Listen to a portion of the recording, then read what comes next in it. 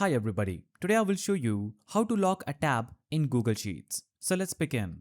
So locking a tab in Google Sheets is useful when you're sharing a spreadsheet with others and you don't want anyone accidentally editing a specific sheet. So to do this, right click on the tab at the bottom of the screen. The tab is just right here with the sheet's name. Right click here and you will see protect sheet option.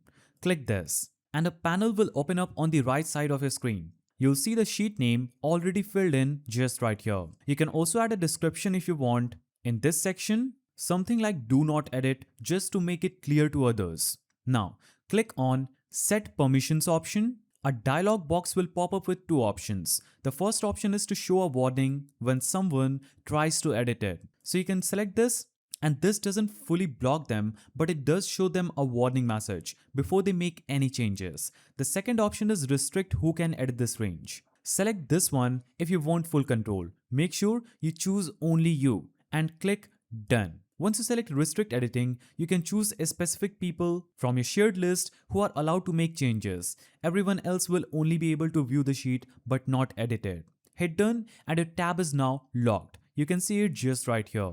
Now, to unlock this sheet, you can left click here, click delete option and click remove and the protection will instantly be removed. So that's how you lock a tab in Google Sheets. If you found this helpful, subscribe to the channel and leave a like.